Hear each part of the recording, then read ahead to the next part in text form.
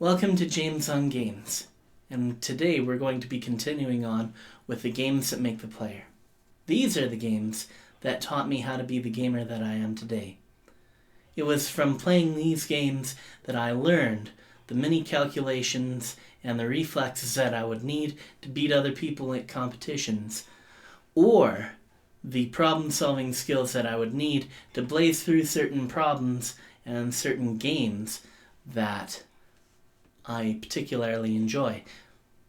For example, Sam & Max or Broken Age, as the logic jumps that you'd make are actually fairly similar. I find it fascinating how the games that I played in my past actually helped me to become the gamer that I am today. And today, we're talking about one of my favorites, platforming. Now, normally, I would start off with Mario, because that's the first platformer that many people actually played. But that wasn't the first one that I ever played. The first platformer I ever played was called Rick Dangerous. This isn't to say that I haven't played other platforming games that were made earlier than this, but rather this is the first game I ever invested time into. Rick Dangerous was made back in 1989, and that was back when megabytes were considered huge and the computers were still gray. I played this on my dad's new Amiga at the time. I was about 5 years old. The controls were fairly simple. You had a small joystick which you used to control the man, and two buttons, one for your gun and one for the dynamite. You played an Indiana Jones style character, and you explored jungles and temples and killed Nazis. It was actually pretty fun. It even starts you off with the signature rolling boulder scene from the first Indiana Jones movie. And this boulder would actually chase you for about 3 screens. It was my first exposure to platforming games, and I found out at that time that I really enjoyed them. It taught me some things about platforming games that I've been able to use in other places as well. Because of this game, I learned how to test the limits of my character, see how high he could jump and for how long he could go. And from there, I learned how to judge distances and how I'd be able to move forward. Even maybe get through some areas without having to shoot people or throw dynamite at them.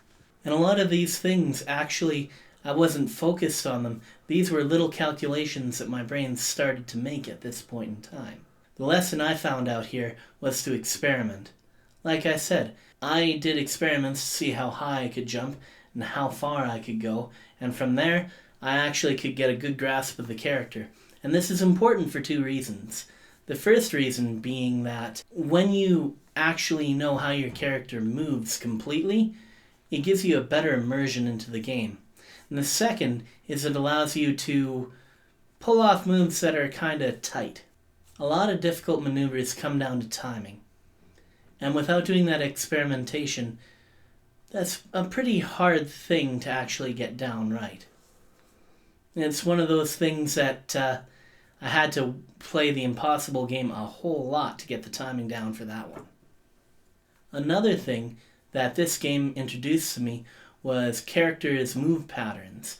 Whether or not they would just go back and forth on the screen, or whether they would follow the character.